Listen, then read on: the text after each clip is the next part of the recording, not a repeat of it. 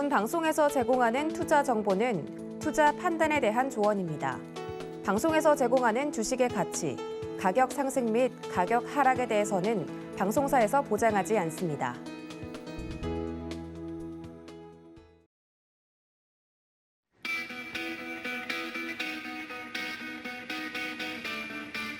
안녕하세요. 고수익 작전타임 진행의 이수연입니다.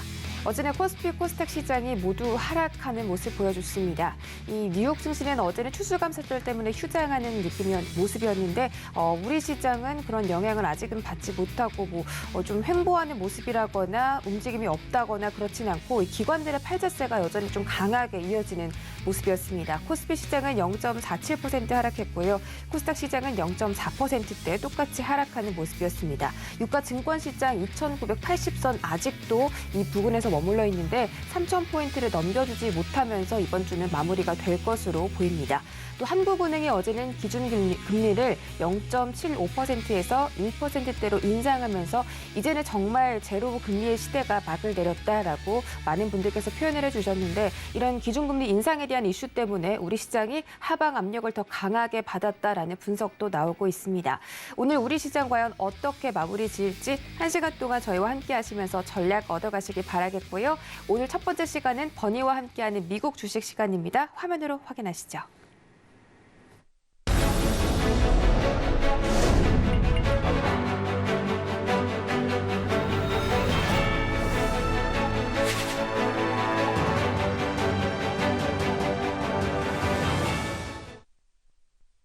네, 38년 베테랑 주식 전문가죠. 버나디 케인과 함께하는 미국 주식 시간입니다.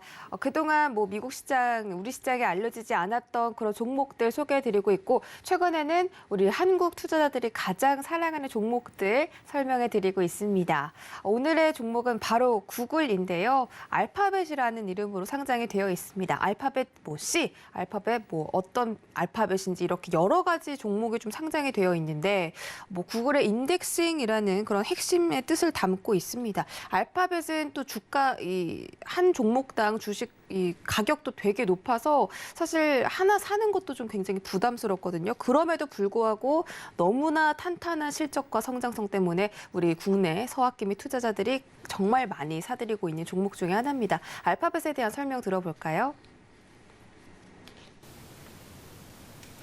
Google or Alphabet has been a great performer over time. Google's main businesses are still generating robust growth, and its stock still looks reasonably valued. The company faces a lot of regulatory headwinds, but it still should survive the coming storm. And by regulatory headwinds, I mean antitrust and monopoly lawsuits. Google stock has jumped about 60% so far in 2021. But if we look at the breakdown of who owns the stock, the institutional share of the ownership has weakened somewhat this year. This performance has been very different than the performance between early 2016 and the beginning of this year. Between early 2016 and through the end of 2020, Google really did not outperform the market. Everybody thinks about the FANG stocks and how valuable they all are, but Google didn't really outperform the market from 2016 through 2020. This year, it's outperformed the market. The two real questions are, why did the stock perform so well after COVID? And will this outperformance continue? 네, 일단 알파벳에 대한 간단한 설명 들어봤고요. 앞으로 구글이 또 어떤 곳에서 실적을 키우고 어떤 곳에서 성장을 할지가 가장 궁금한 것 같습니다. 그리고 지금 이 화면 보고 계시는 분들, 유튜브 통해서 시청하시는 분들도 계실 텐데 유튜브가 구글의 핵심적인 캐시카우가 아닐까 싶습니다. 이 구글 어떤 성장성 가지고 있을까요? Number one, it's a dominant force in online advertising. This is a Google world. Google includes the world's most popular online search engine. It has a mobile operating system, Android, which is a market leader. It has streaming video sites, YouTube it owns. It has a web browser that's the best in the business, Chrome, and it's got an email platform that so many people use, Gmail. Google will likely account for 29% of all digital ad spending worldwide this year. That is a tremendous number. Facebook is second at 25%, but everybody else in the world is in single digits. Lately, though, Amazon is starting to take market share from Google in this internet search-related advertising space. Number two, the growth of the Google Cloud revenues were $8 billion in 2019, $13 billion in 2020, and $9 billion in the first half of 2021. They're growing great. But it's not profitable yet, and it lags behind Amazon and Microsoft, both in terms of how much and in their growth share. So it's not gaining share compared to Amazon and Microsoft. Google's going to continue to invest in this space. This division has the best revenue growth, but it's underperforming on income in this division. Unlike Amazon and Microsoft, Google lost $600 million in the third quarter in its cloud division. Now that's a lot less than it lost last year, but it's still a significant amount. Number three, Google's core businesses look strong, but there's a series of antitrust battles that could derail this growth potentially. The Justice Department filed an antitrust lawsuit against Google for its alleged monopolization of the online search and search-based advertising markets. And then B, it's also reportedly preparing to file a second antitrust lawsuit to address Google's dominance of certain advertising technologies. Also, the European Commission accused Google and fined Google of leveraging those platforms to drive its competitors out of their respective markets. Google also faces additional antitrust battles in Australia, India, and South Korea. Google's antitrust challenges cannot be ignored, I think. But I also think they're not going to cancel out its strengths. Yet Google will likely keep growing, even if it gets hit by fines and new restrictions along the way. 네, 구글이 앞으로 성장 동력을 확보할 수 있는 그런 사업 분야는 바로 클라우드 사업이었고요. 그리고 미국에서 계속 이 기술주들에 대해서 독점에 대한 그런 법을 강화시키고 있다는 점들, 그런 규제를 당하고 있다는 점이 이 구글에겐 리스크로 다가올 수가 있겠습니다. 자, 미국의 대표적인 기술주 하면 빵 주식을 모두 생각하실 텐데 그 중에 이 G, 마지막 G는 구글이 아닙니다. A입니다, 여러분. 알파벳 A 이렇게 포함되어 있는데 그렇다면 이 빵 주식 중에서도 이 구글이 갖고 있는 이 주가 성장률은 얼마나 좀 됐을까요? Google is a FANG stock. Everybody thinks FANG stocks are great. Okay, and if we take a look at some windows, we can find a window that we really like each one of those stocks in the FANG universe.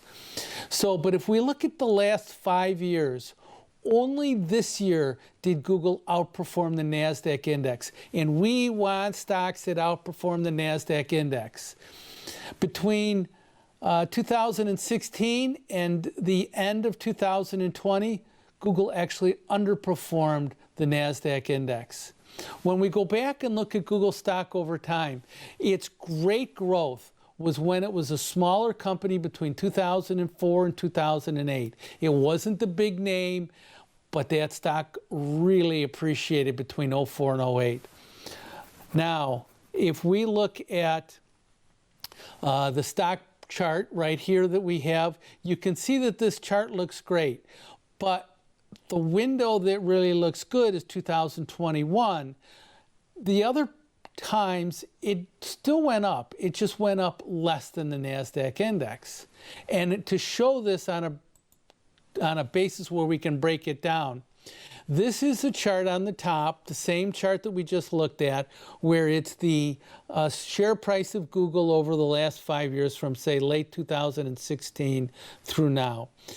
The bottom chart is a comparison of Google versus the NASDAQ index, Google divided by the NASDAQ index.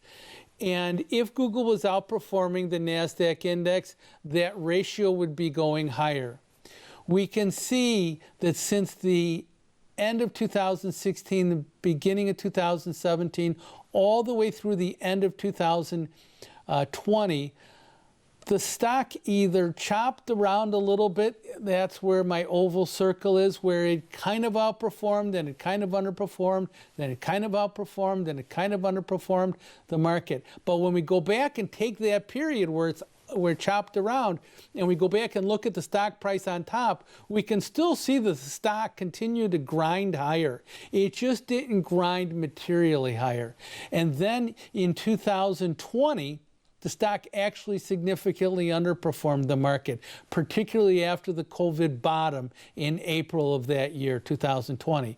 But since 2021, the stock has gone great. And I think that stock has gone great on the heels of the continued investment in cloud technology. Even though Google's losing money, it's still investing quite a bit, and it's the number 3 cloud technology warehouse. So it's still a significant event.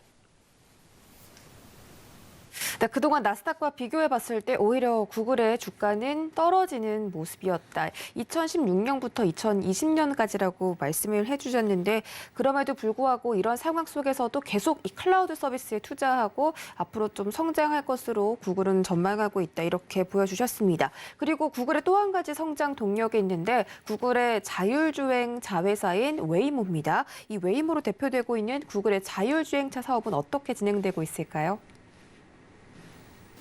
Okay, so we have to think about where that growth is going to go looking forward. Where is Google going to grow? Where are they going to outperform their industries? Where are they going to outperform expectations of growth? Are they going to grow more than, are they going to capture more than 29% of the digital advertising space? I don't know. Another thing is, what other things are Google's doing? Well, Google's got the Waymo autonomous vehicle business. How is that business going? How much of Google's ability to impact that self-driving car project, how much are they going to be able to beat their competition? How much is that going to be added to their own revenues? Well, in early 2018, there were analysts that projected Waymo's long-term valuation at around $100 billion. Expectations for autonomous vehicles, though, have been lowered recently for Google. Waymo in early March raised $2.25 billion in funding from outside investors. When they did that, they had to disclose a valuation in the funding. They didn't disclose that publicly. They disclosed that to the investor that made that $2.25 billion. And there are some reports that that valuation now is only $30 billion. Another thing is the Waymo CEO, the head of the autonomous vehicle unit since 2015, resigned in early April of this year. So another question is the performance of Google's hardware business. It's battling Apple's smartphones and their technology hardware-wise, and it's battling Amazon in their smart home appliances because Google's got Alexa. These are not small competitors, and that's some things we have to think about when we look for beyond expectation growth in both revenue and income. 네, 마지막으로 구글에 대한 투자 포인트까지 짚어보도록 하겠습니다. So when we think about what the takeaway is for Google, we have to think about where are they going to grow and grow faster than everybody else? And what parts of their business are they going to grow?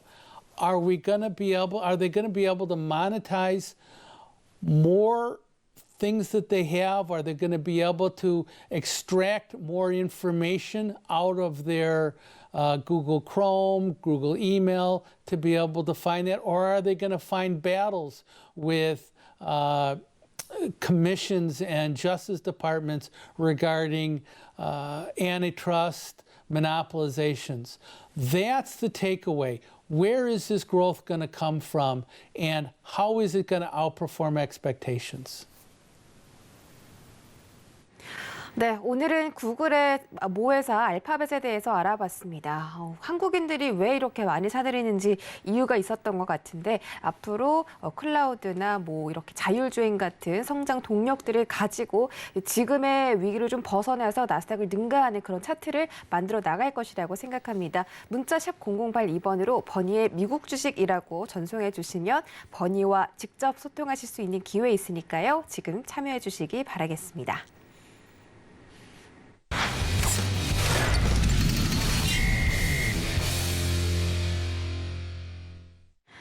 네, 이어지는 시간은 이성웅의 작전 키워드 시간입니다. KTB 투자증권 이성웅 과장과 함께합니다. 안녕하세요. 네, 안녕하십니까? 네, 반갑습니다. 첫 번째 키워드 확인하시죠. 네, 첫 번째 키워드 내년이 기대되는 반도체 소재입니다. 이 반도체 소재는 수요가 늘었음에도 불구하고 업황 자체가 좀 부진했다 보니까 주목을 받지 못한 그런 부분이 있었는데 특히 솔브레인 같은 경우는 최근에 고객사 메모리 수요 증가 때문에 내년도에 최대 실적이 예상된다라는 증권가의 분석이 있습니다. 앞으로 어떻게 좀 주가 흘러갈지 자세하게 짚어주시죠.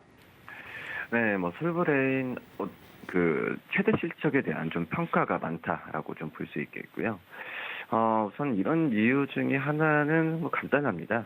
이 삼성전자의 이 투자에 대한 부분에 있어서 지금 활발하게 되는 부분이 그대로 솔브레인의 실적에 연결된다. 이런 메커니즘이다라고 좀 볼 수 있겠고요.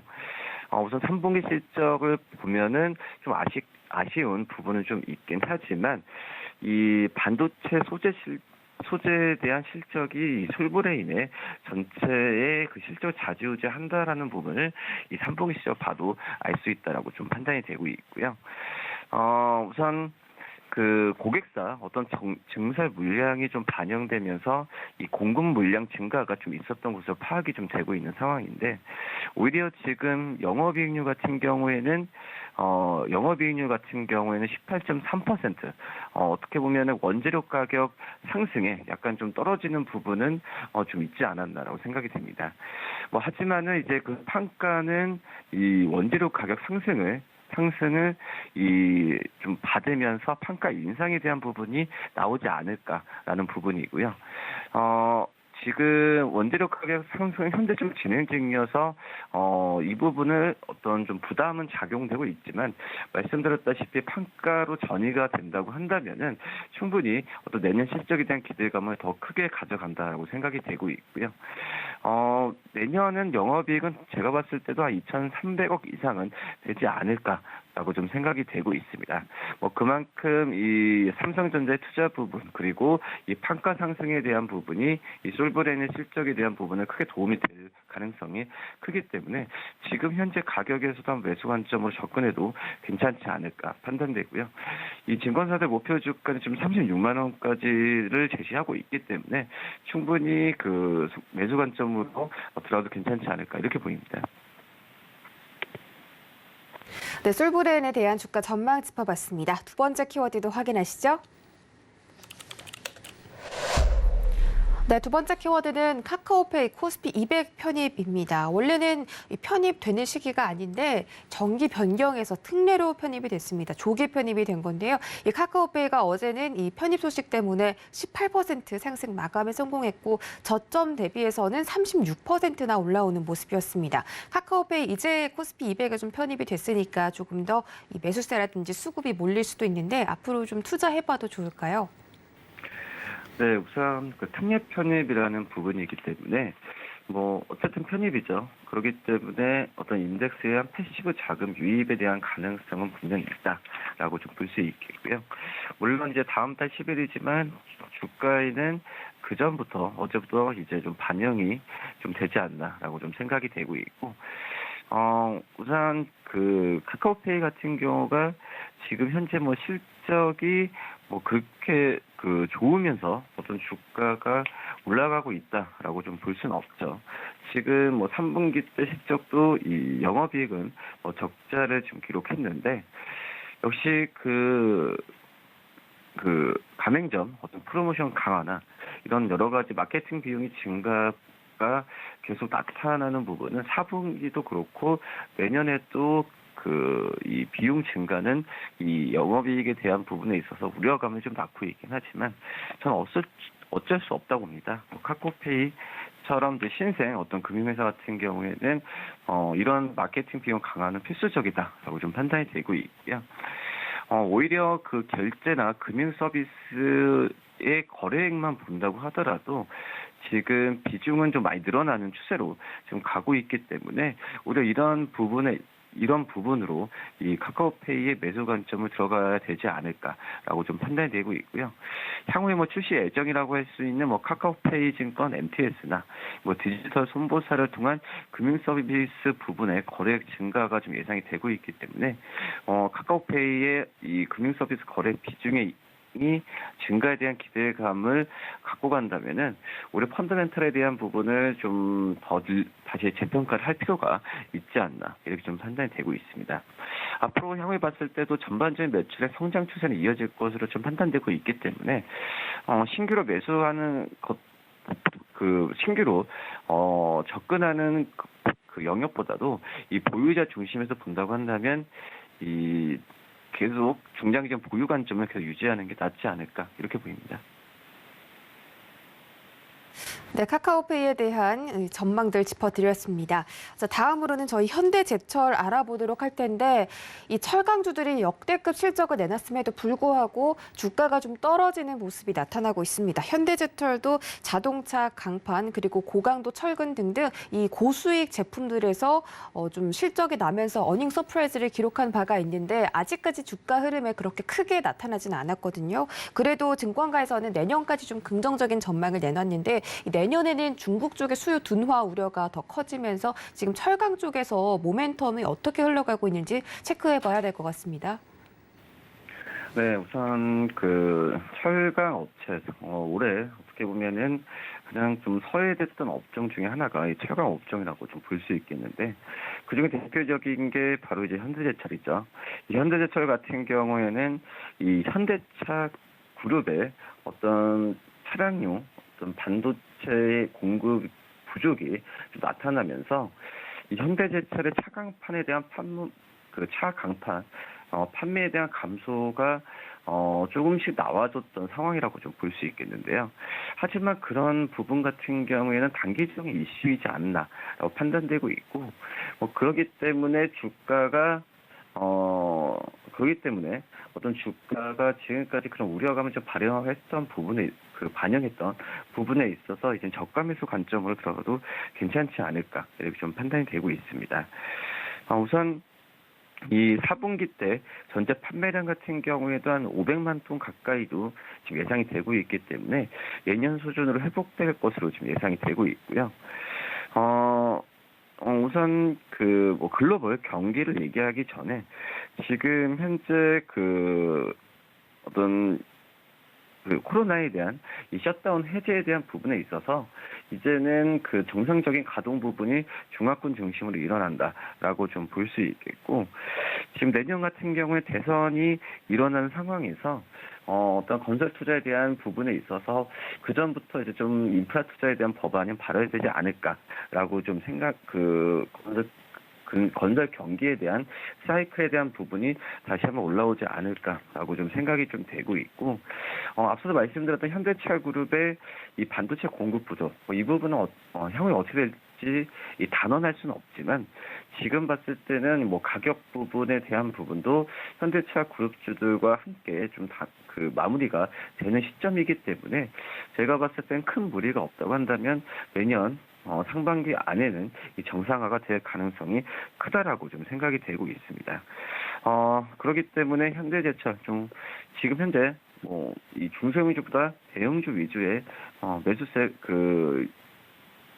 추남매 장세가 나오는 거 본다고 한다면 좀 매수 관점 들어가도 괜찮지 않을까 이렇게 보입니다.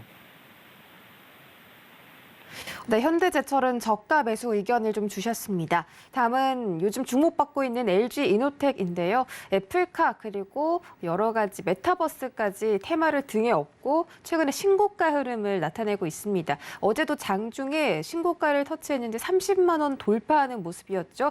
결국은 뭐 음봉 마감하긴 했지만 그래도 여전히 차트를 보면 정말 가파르게 상승하는 모습을 볼 수 있습니다. LG 이노텍 뭐 4분기에도 최대 실적이 나올 것이다라는 전문가들의 의견도 있고 내년에도 더 좋아질 것이다 이런 장밋빛 전망들이 좀 이어지고 있는데요. LG 이노텍도 주가 전망 짚어주시죠. 네, LG 이노텍의 상승세 무섭죠. 어떻게 보면은 지금 현재 LG 이노텍의 좀 주가가 좋은 이유가 또 펀더멘탈적으로 치면은 이 애플의 그 메타버스 사업 진출이 주가 좀 반영되고 있는 상황이라고 볼 수 있겠는데 지금 LG 이노텍의 이 어떤 메타버스 때문에 올랐다고 하더라도 다른 그 메타버스 관련주 대비해서 차익이나 차익 실현에 많이 노출이 안 돼 있고 오히려 그 분업 가치로 봤을 때는 다른 메타버스 관련주 대비해서 탄탄한 부분이기 때문에 LG 이노텍에 대한 관심을 좀 가져도 괜찮지 않을까라고 좀 생각이 되고 있고 역시 그 애플입니다. 애플의 메타버스 애플카 역시 애플의 힘이라고 볼 수 있겠는데 그러기 때문에 이 애플의 이 메타버스 시장 진출했을 때 진출한다면 특히 XR 기기 쪽이 가장 첫 번째로 나올 것 같은데 그렇게 된다고 한다면 역시 아이폰과 관련된 중소형 부품주들한테 수주를 줄 가능성이 굉장히 크다라고 좀 생각이 되고 있고 그렇기 때문에 대표적인 우리나라 애플 관련주로서는 이제 LG 이노텍이 꼽히는 상황에서 LG 이노텍에 대한 관심을 꾸준히 가져야 된다라고 좀 생각이 되고 있습니다. 우선 이 메타버스뿐만 아니라 광학 그 어떤 전장 쪽 그리고 반도체 기판 여러 가지 면에서 봤을 때 LG 이노텍의 이 펀더멘탈은 상승할 수밖에 없는 구조를 갖고 있기 때문에 LG 이노텍 좀 꾸준하게 관심을 가져야 되지 않을까 이렇게 보입니다. 네, LG 이노텍은 또 애플 하면 빼놓을 수 없는 관련주이기 때문에 앞으로도 계속 지켜보시기 바라겠고요. 어제는 미국 증시가 휴장을 했습니다. 그래서 오늘 우리 시장에 대한 흐름을 조금 가늠하기가 약간은 어려운데 그래도 최근의 흐름을 본다면 원달러 환율 영향 받고 있고 또 여러 가지 기준금리 인상에서 어제는 또 하방 압력을 받기도 했는데 오늘 우리 시장 금요일이다 보니까 한 주간의 초반보다는 조금은 거래도 좀 떨어질 것으로 예상이 되고 있습니다. 오늘장 시장 대응 작전도 세워주시죠. 네, 오늘 시장 같은 경우는 큰 어떤 변동성이 나오는 것보다도 제가 본다 하더라도 올 보합 부분으로 약보합 장세가 되지 않을까라고 좀 판단되고 있고요. 지금 현재 금리 인상 또 환율 여러 가지 면에서 또 외국인들의 어떤 순매도 전환 좋은 여건은 거의 없는 상황에서 이 하락세가 오히려 하락한다고 보면은 될 수 있지만 저는 오히려 이런 악재 부분이 지금 주가에는 계속 선반영되고 주가 같은 경우도 내성이 좀 생기는 상황으로 가지 않을까 이렇게 좀 판단이 되고 있습니다. 그렇기 때문에 어떤 주가에 대한 큰 하락세보다도 약간 보합 양상이 나올 가능성이 크다라고 좀 볼 수 있겠고요. 오히려 최근에 며칠 동안에 환율이 강세를 보였음에도 불구하고 어제를 제외하고는 외국인들의 이번 주 수급은 굉장히 좋았습니다. 그만큼 이제 어떤 외국인들의 우리나라 시장에 대해서 약간의 좀 저가 매수에 대한 부분에 있어서도 매력을 좀 발견하지 않았나 판단이 되고 있고요. 다만 이제 그 어떤 테마, 메타버스 NFT 물론 좋긴 하지만 그런 어떤 수남에 대한 부분에 있어서 이런 종목들보다는 대형주 위주의 매수세가 나올 가능성이 크기 때문에 이런 기업도 좀 관심 있게 봐도 괜찮지 않나 이렇게 판단됩니다. 네, 오늘은 보합권 움직임 보일 것으로 예상되고 있고 또 원달러 환율이 상승함에도 불구하고 이 외국인들이 계속 좀 유입이 되는 양상이기 때문에 저가 매수 들어오는 외국인들 수급도 체크하자 이렇게 전략 세워드리겠습니다. 지금까지 KTB 투자증권 이성훈 과장과 함께했습니다. 고맙습니다. 네, 감사합니다.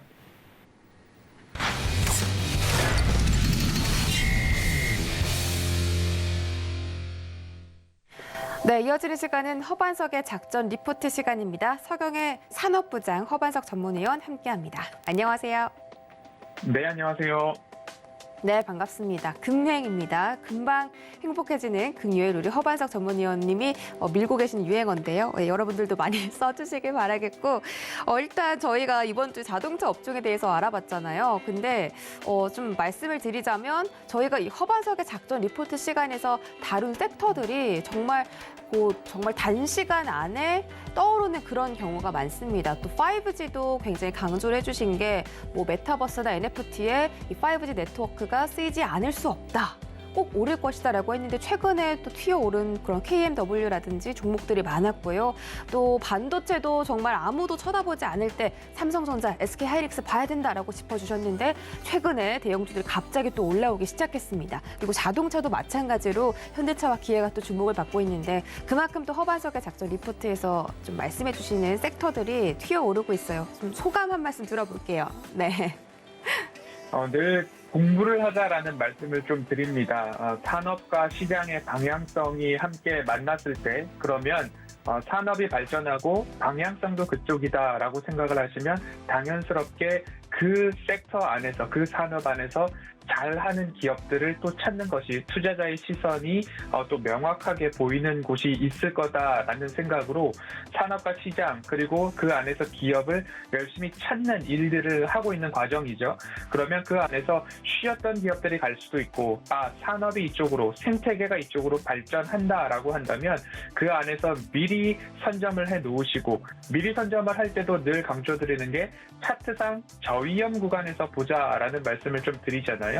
그러면 그 가운데에서 종목들을 볼 수 있고요. 또 한 가지는 숫자상 매출액과 영업이익이 증가하는 기업이 결국 산업의 방향성 중에서 잘하는 기업이니까 안 좋은 추운 겨울 시기에도 그래도 매출액과 영업이익이 나온다라는 것은 기본 이익 체력이 있는 기업이다라고 보실 수 있고요. 거기다가 하나 더 추가하자면 원래 하던 것만 하는 것이 아니라 미래 먹거리를 준비하는 기업이라면 더 슈팅이 나올 가능성이 높다라는 점들을 감안해서 산업과 시장의 방향성을 좀 보는 좀 중장기 투자의 매력들을 한 번씩 느껴보시면 좋겠다라는 말씀 드리고 싶습니다.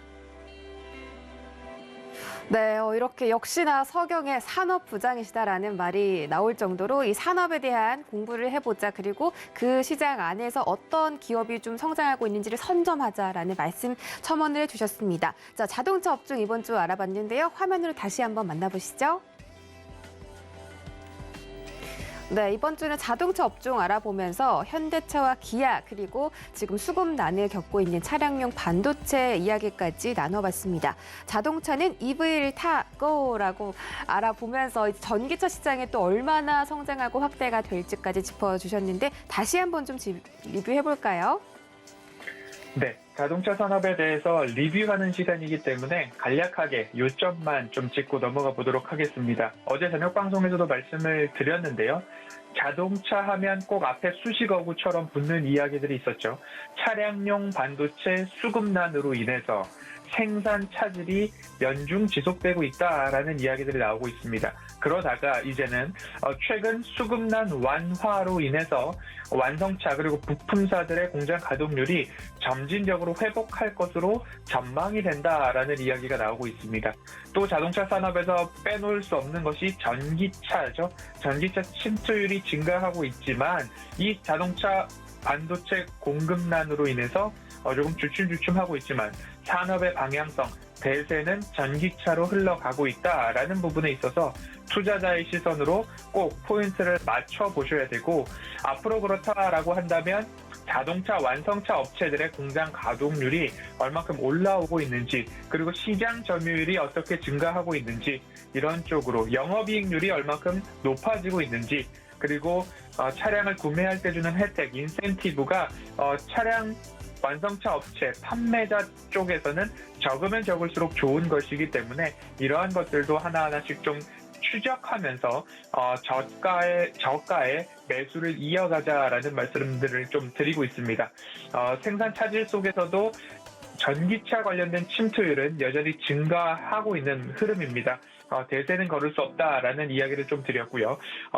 전기차 관련된 침투율 여전히 누적해서 증가하고 있는데 현대기아차는 점유율이 한 6% 정도 되고 있습니다. 앞으로 이곳을 얼만큼 더 끌어올릴 수 있을지, 그리고 현대차는 제네시스 전동화 모델로, 그리고 기아자동차는 SUV나 RV 관련된 모델에 집중함으로써 미국 시장에 대한 투자 전략을 좀 꽂고 있다라는 점들을 감안하셔서 보면 좋을 것 같고요. 미국의 인프라 투자 법안이 통과가 됐습니다. 통과가 되면서 전기차 충전소에 대한 부분들, 그리고 인프라에 대한 확장, 그리고 스쿨버스나 대중교통의 전기차 교체, 이런 부분들이 전기차 시대를 앞당기고 있다라는 말씀을 드리는 것처럼 자동차 섹터를 볼 때는 꼭 EV를 타고라고 말씀을 드린 것처럼 자동차 산업에서는 전기차 시장, 성장성, 점유율, 침투율, 공장 가동률 꼼꼼히 체크하시면서 저가에 꼭 보셔야 되는 섹터 중에 하나다라는 말씀으로 섹터에 대한 이야기를 좀 드리도록 하고요. 현대자동차는 이렇게 좀 말씀을 드렸습니다. 전기차와 수소차 다 내 거다라는 말씀을 좀 드렸는데요. 전기차 같은 경우에는 상반기 모멘텀에 좀 집중해 볼 필요가 있습니다. eGMP라고 하는 전기차 전용 플랫폼 해외 생산이 내년은 아니더라도 곧 이루어질 것이다라는 정의선 회장의 이야기가 좀 있었고요. 제네시스 점유율이 확대되면 확대될수록 좋은 이유는 고마진 상품이 제네시스 모델이다라고 좀 보시면 좋겠고요. 연간 현대차 판매량이 전년 대비 4.2% 증가를 하고 있습니다. 그리고 또 한 가지 현대차 울산 공장이 이제 우리나라는 주 52시간이라는 노동법이 있어서 공장 가동이 어려웠었는데 이제 신청서를 냈습니다. 허가 신청서를 냈는데 주 62시간까지 좀 올려보겠다라는 이야기들이 좀 나오고 있습니다. 그래서 인가가 된다면 고용노동부에서 허가를 곧 해줄 것으로 전망이 된다라는 보도들이 나오고 있는데 공장 가동률 시간을 늘린다라는 이야기는 4주 동안은 공장을 120%로 가동을 해도 우리가 생산할 만한 반도체를 좀 구해 놓았다라는 이야기가 좀 맞을 겁니다. 그러면 최악의 상황은 좀 지났다라고 좀 보시면 좋을 것 같고요. 수소차 관련된 이야기를 좀 드려야 될 것 같습니다. 수소는 현대의 미래 비전 중에 또 한 축을 담당하는 쪽이죠.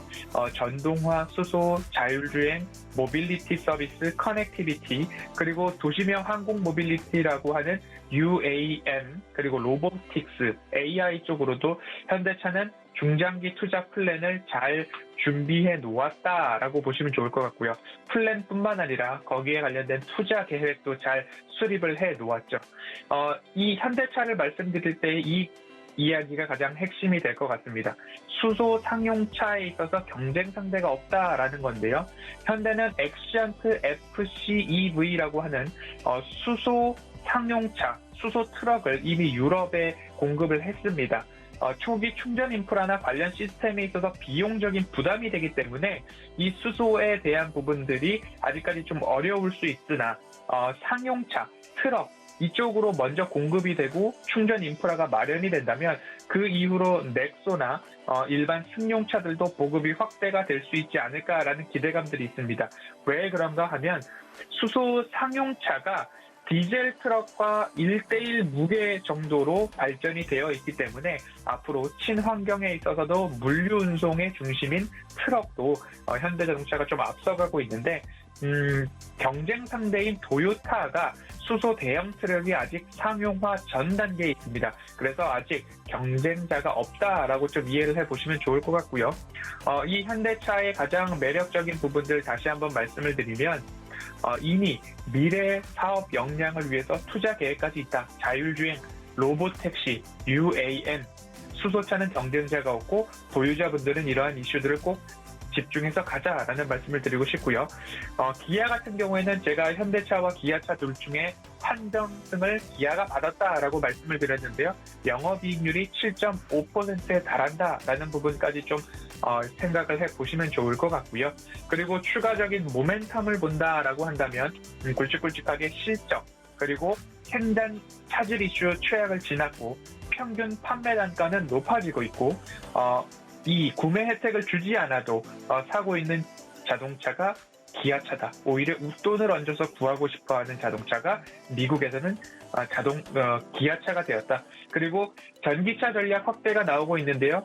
EV 니로 EV가 이제 공개가 좀 되었습니다. 이 부분에 있어서도 얼만큼 흥행을 하는지 그 부분 좀 감안해 보시면 좋겠고요. 영업이익률이 2017년도에는 1.5%였지만 21년도 3분기에는 7.4%까지 올라왔다는 것에 있어서 판정승을 받기에 충분한 모멘텀이 되지 않을까라는 말씀 드리고 싶고요. 차트적으로 본다 하더라도 저가 구간에서 꾸준하게 박스권 매매가 가능했던 그런 기아였습니다. 박스권 상단을 돌파하지 못하더라도 다시 한번 저가에 매수하려는 관심은 꾸준하게 있어야 되는 기업 중에 하나가 기아다라고 보시면 좋을 것 같고요. 그리고 끝으로 전력용 차량용 반도체 이야기를 좀 드렸습니다. 이 부분에 대한 이야기를 제가 일요일 오후 6시에 공개 방송을 진행을 하는데요. 저는 차량용 반도체와 관련된 부분들을 잘 하고 있는 기업들을 미래 먹거리로, 미래 산업으로 좀 집중해 볼 필요가 있지 않을까라는 말씀을 좀 드리고 싶습니다. 세계적인 자동차 그룹 중에 토요타가 차량용 반도체 생산 설계와 생산 공장까지 모두 다 확보해 놓은 상황 속에서 우리나라 반도체, 우리나라 차량용 완성차 기업 중에서는 현대차 그룹에서 현대모비스가 조금 이 부분을 좀 담당을 하고 있는데 22년도 유망 업종 중에 하나가 차량용 반도체가 되지 않을까라는 말씀을 좀 드리면서 자동차와 관련된 섹터 현대, 기아, 차량용 반도체 이번 주는 리뷰 여기까지 진행하도록 하겠습니다.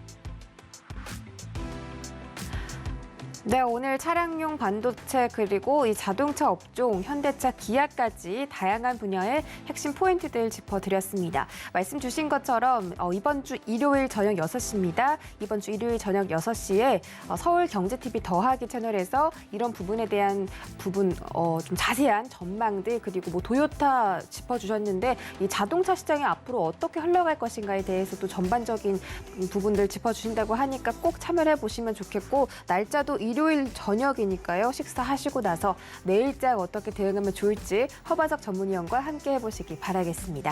오늘 말씀도 고맙습니다. 감사합니다. 네, 저희는 이어서 민경철의 상한가 전략 시간으로 들어가 보겠습니다. 오늘의 새로운 코너가 또 준비되어 있는데요. 민경철 전문위원 바로 인사드릴게요. 안녕하세요.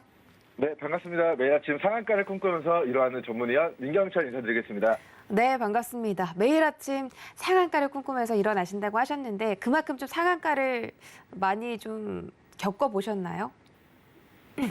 일단 셀 수 없이 많은 상한가를 또 잡아왔다라고 답을 하고요. 네. 일단은 뭐 아쉽지만 서울경제 TV에서는 제가 조금 이제 방송 출연 일정이 조금 딜레이가 돼서 10월 1주차에 종가 베팅을 좀 못했습니다. 근데 그때 진행했었던 종목들이 전부 다 상한가 연속적으로 간 이력이 있고 그리고 뭐 이번에 이제 이번 주 같은 경우는 이제 월요일도 상한가, 화요일도 상한가, 수요일도 상한가, 목요일도 상한가, 자 금요일도 상한가를 잡게 된다면 자 이번 주는 일주일 내내 상한가를 잡게 되는 전문위원 민경철이라고 아침 인사를 다시 정정해서 남겨드려야 될 것 같습니다. 자 어찌됐건 뭐 상한가 운도 따라줘야 되고 시장의 이슈와 테마가 좀 잘 따라와 줘야 된다고 생각하는데요. 네, 그래도 우리 시청자 여러분들도 같이 매일 아침 상한가를 꿈꾸면서 일어나시면 우리 시청자 여러분들도 언젠가 저와 함께 우리 상한가 서울경제와 함께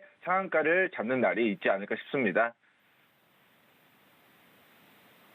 네, 이번 주에 오늘까지 상한가를 좀 쟁취하신다면 월화수목금 5거래일 연속으로 상한가를 좀 겪어보신 그런 전문가신데 좀 자극적이긴 한데 그래도 어떻게 하면 좀 상한가를 나도 좀 내 계좌에 상한가를 넣을 수 있을지 참 궁금합니다. 일단 그런 전략들을 세워주신 건가요? 일단 상한가의 노하우라고 하면요. 네. 이제 우리가 이번 주에 월요일, 화요일, 수요일 상한가만 3번 기록했었던 렌테크놀로지의 경우에는 대시세 상승의 초입에서 공략을 했었습니다. 그리고 이제 수요일에는 이제 수요일 장중 상한가를 기록을 했었던 우리 드래곤플라이 같은 경우에는 남들이 안 쳐다볼 때 바닥에서 과매도 구간에서 우리 스윙 중장기로 공략해가지고 한 2달 정도 반등 노려봤는데 어제 장중 상한가 기록하면서 138%의 좀 대시세를 누려본 종목이 되겠습니다. 이미 폭등한 종목들 우리 등산로 정상에서 추격 매수 진행하시는 것보다는 계속해서 강조해드리지만 바닥에서 스윙 중장기 하시고 그리고 대시세 초입에서 공략을 하시면 그래도 상한가의 가능성을 좀 높일 수 있지 않을까라는 좀 견해를 밝혀드리겠습니다. 네, 상한가 가기 전에 바닥에서 사실 종목을 매수한다는 것이 정말 가장 어려운 일이 아닐까 싶은데 우리 민경술 전문위원과 함께 전략도 세워보시면 좋을 것 같고요. 램테크놀로지가 이제 이번 주에 연상을 좀 제공을 해준 그런 종목이 아닐까 싶습니다. 52주 신고가까지 경신하면서 가파르게 올라가고 있는데 과열 종목으로 또 선정이 되기도 했어요.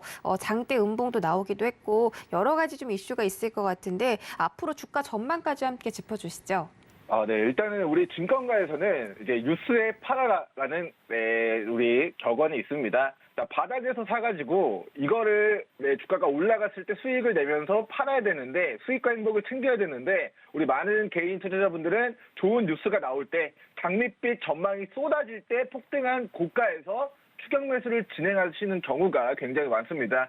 하지만 우리 상한가를 잡기 위해서는 상한가 기록하고 거기서 추격 매수하는 게 아니라 반대로 아무도 안 쳐다볼 때 조정받을 때 아무도 안 쳐다볼 때 바닥에서 그리고 늦어도 대시세 상승 초입에서 거래대금 터지면서 이제 막 우하향 추세를 극복하면서 주요한 매물 구간을 돌파해야 될 때 공략을 해야 된다라는 이야기 남겨드리도록 하겠고 일단은 싸게 잡아야 우리 램테크놀로지 같은 경우에도 조정받은 이후에 우리 거래대금 동반하면서 대시세 상승 초입의 슈팅 자리를 만들었을 때 공략을 했고요.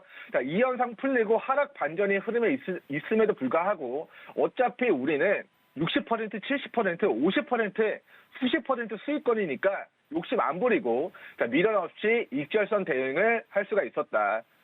그리고 이제 램테크놀로지 종목뿐만 아니라 이미 폭등한 종목들이 분봉상 이제 꺾이게 되면은 그 순간을 잘 포착해서 매도해야지 우리 고가에서 우리 차익 실현 크게 조정 들어오는 것에 대한 리스크를 언제나 좀 피할 수 있다라는 이야기 남겨드리도록 하겠고 이 부분은 좀 중요합니다. 첫 번째 저는 지지선을 못 봅니다 하시면 우리 노랑톡에 입장하셔가지고 강의 내용들, 공개 방송들 꾸준히 시청하시면서 공부해 나가시면 좋을 것 같고요. 제가 실시간 대응을 못합니다 하시는 분들은 스탑로스 자동 감시 주문을 설정하셔가지고 5초만 우리 종목 매수하고 투자하시면 지정한 가격 도달 시 우리 증권사 프로그램적으로 자동적으로 내가 보유하고 있는 종목들이 얼마 이탈하면 저절로 매도가 되게끔 이제 설정을 할 수가 있습니다. 그래서 그 부분 자동 감시 주문 스탑로스 좀 진행해서 진행하셔가지고 도움 받으시면 좋을 것 같고요. 일단은 대시세 상승 초입에 위치해 있는 종목들이 이제 궁금하신 분들은 오늘 오후 2시 내일장 오늘장 내일장 방송 안에 코너로 내일의 붐에서 대시 상승의 초입에 위치한 종목들 위주로 선별해서 종가 베팅으로 저격을 해드리고 있으니까 오늘 오후 방송도 꼭 시청해 주시면 좋을 것 같고요. 시청자분들이 이제 수익과 행복, 도파민에 정신 못 차리는 그날까지 제가 최선을 다해서 정진해 나갈 예정이니까 노랑톡에서 입장해 주시고 계속해서 잘 따라와 주시기 바라겠습니다. 감사합니다.